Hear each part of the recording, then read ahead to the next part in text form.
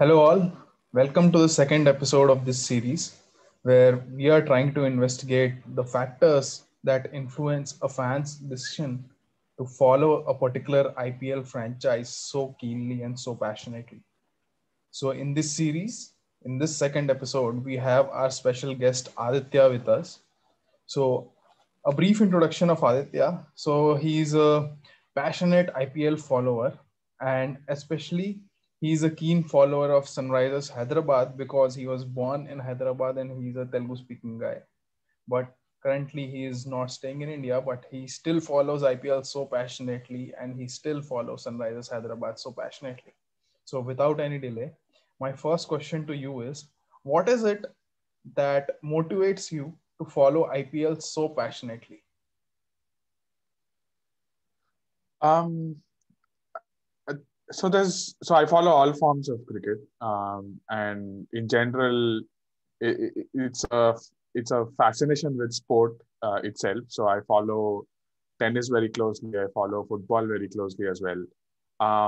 Being born in India, um, cricket sort of came naturally because you've been almost everyone plays cricket, as a child and so on. So while I was growing up in the 90s, the only form of cricket that we knew was either Test or ODI cricket, and more often than not, India would take a beating. I remember several times that you would line up excitedly for a match, and you would sit in front of a television only to see your team getting beaten thoroughly. Sachin changed that in 90s when he went to Sharjah and the Desert Storm innings happened, 98, I guess. That sort of was a defining moment for me. I still remember that we were pretty shocked to know that India had qualified, and we didn't watch the match live, but we sort of caught the highlights just because we had all given up, and Sachin would pull out that rabbit out of his hat. But in 2007, when T20 cricket, when I started knowing about T20 cricket, the first real sort of tryst with T20 cricket was the 2007 World Cup, and Dhoni was leading it, and we didn't know anything about half the players in there. And India did spectacularly well. And in hindsight, I think one of the reasons why so they had rested all their quote unquote established stars. There was no Sachin, there was no Dravid, there was no Ganguly, there was no all of these guys. And in hindsight, if you look back at it and you think about it, um, if Sachin and Dravid and Ganguly had gone to the World Cup in 2007, India would have probably lost the World Cup. Right. And if you look at it, that sort of became a turning point wherein I was in, I think, second or third year of college in 2007. And I remember it was such a big craze that we were sitting in the auditorium, and it was an auditorium which could hold thousands of people, and I think 4 or 5 thousand people. And we were sitting in the auditorium when the final was beamed live, India Pakistan, and when Joginder Sharma bowled the last ball, and then there was a catch there. Um, when Misbah ul Haq played the shot, I mean, I thought it was gone. We would lose the match. But then India won the match, and that became a turning point. And from there on, the glitz and glamour of IPL. Um, I follow foot, and the reason why I brought up football earlier was that I follow football very closely. I follow Manchester United, and with Manchester United, in England you have a club versus country. In India, we don't see that much. Like, we don't care whether who plays for the club. For us, the country is more important. But in England, it's the other way around. People follow their club more closely than the country. And the English stars who play for Manchester United, when they go on to play for England, uh, the the rival clubs actually boo the same English stars. So that's the level of passion for the local club. So I've always been fascinated that kind of a passion. And when it came to and typically how people follow is, if they're from the area, then let's say you are from Manchester, then you follow Manchester United, or you have Manchester City now. So it's sort of a tradition which is brought down. And India, we never had club cricket like that until Lalit Modi changed it. And that sort of passionate following is what I wanted to look for in cricket as well, and not just at the national level, but also your club level. And hence, when IPL started, it sort of really brought to the fore rivalries between cities as well, wherein I was in a hostel with Delhi, and Delhi and Hyderabad had a huge rivalry, and we used to almost come to fisticuffs, at the end of it. So the I would say the true passion for the game and for your club and for your team came out with the IPL. I wouldn't say it wasn't there earlier for India, but it wasn't at this level. Partly because you never went to a place where, let's say, an Australian and an Indian watched a match together. Maybe if that was the case, then there would be intense rivalry. But here, and that will not be possible also because even though I live in Singapore, there's a lot of Australians around. The following for cricket is not as much. So so that, I think, part of the fun for me is watching it with a rival. Like, if I watch with you, I want it to be a Rajasthan versus Sunrisers match, and then we have that conversation about beating each other's teams and so on. So that's sort of the genesis for me. Right. So interestingly, you mentioned about Sachin Tendulkar. So as a 90s kid, Sachin Tendulkar was an ideal cricketer, right? So, but when you compare cricket and football, so you see that in India, hero worship is more as compared to soccer in England, right? So when Sachin Tendulkar was playing for Mumbai Indians, why did you select Deccan Chargers at that point of time to follow so passionately? Why not Mumbai Indians? Yeah. So actually, there. So hero worship in I mean, within football, actually takes the other way around. Like, if you're like when David Beckham was part of the team, and in 1998 there was a match between Argentina and England in the World Cup, and David Beckham. So England lost the match. David Beckham became such a hated figure that within England, all of the other clubs apart from Manchester United started booing David Beckham because they thought he lost the match because he was the captain at that point of time.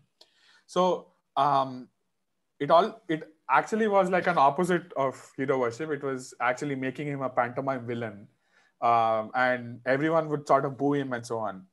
Within India, although we had Sachin, I actually used to like Ganguly more than Sachin. Although Sachin in '98, when he played the Desert Storm innings, I think it was '98, and Yes.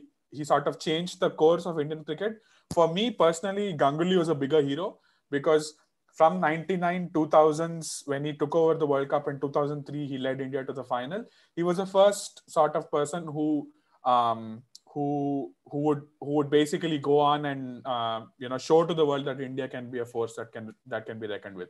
And in fact, when IPL first started, my second team was Kolkata Knight Riders because because it was Ganguly. But then Ganguly was such a poor IPL player that supporting Kolkata Knight Riders was like supporting a lost cause always.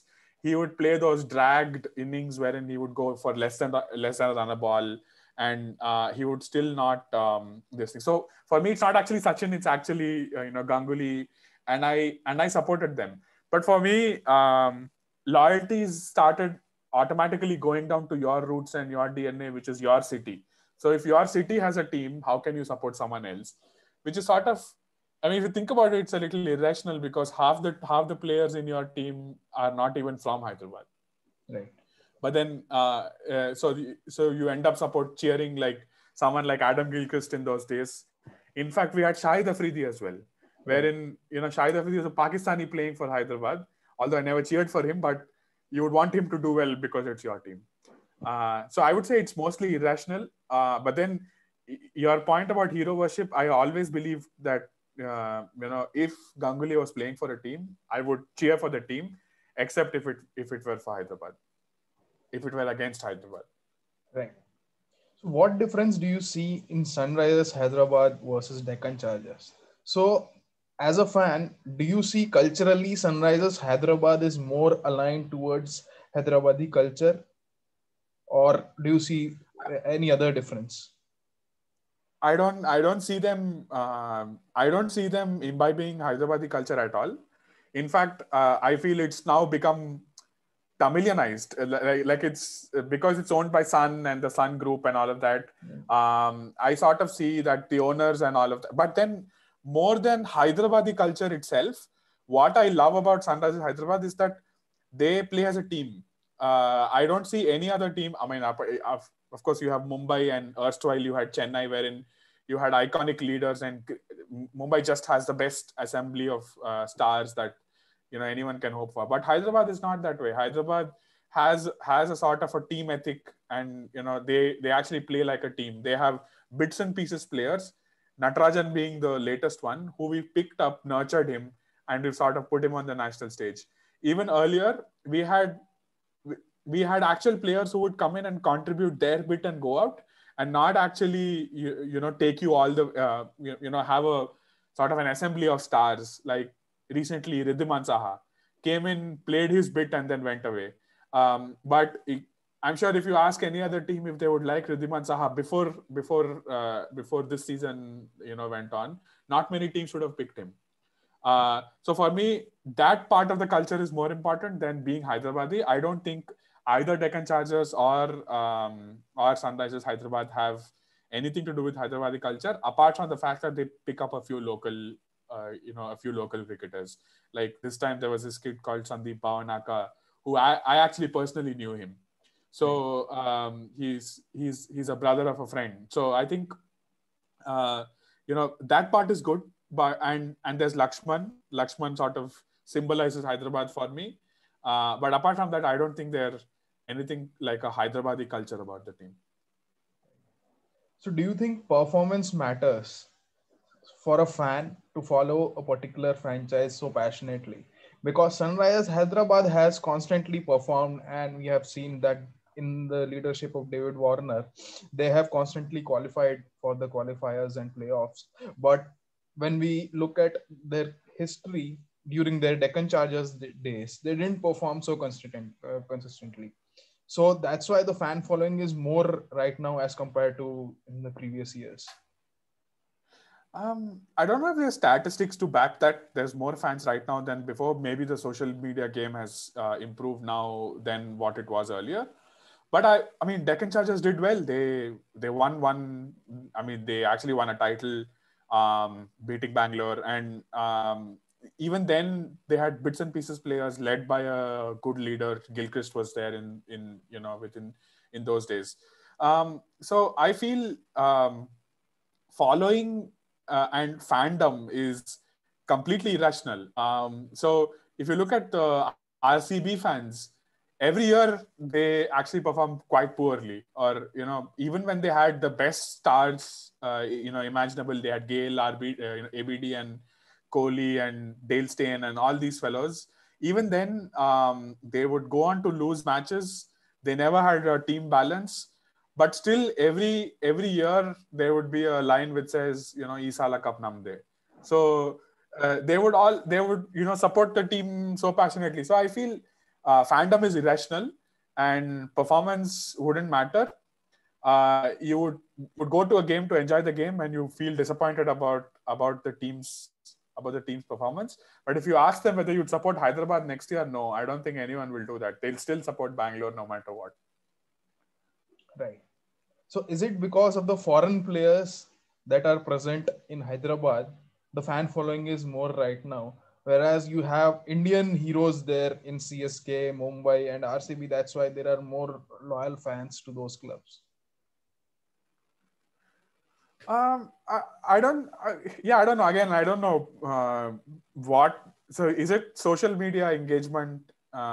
Is what you're talking about, or is it Yes. I'm talking the about number of?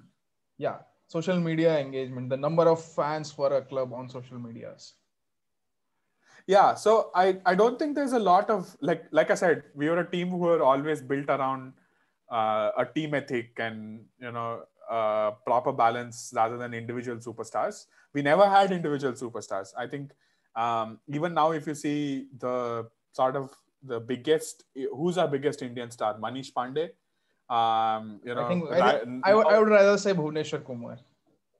Yeah, so who's actually, both of them are quite unassuming and quiet, and they're not the boisterous Hardik Pandya types. So they're quiet team players who actually contribute to a cause.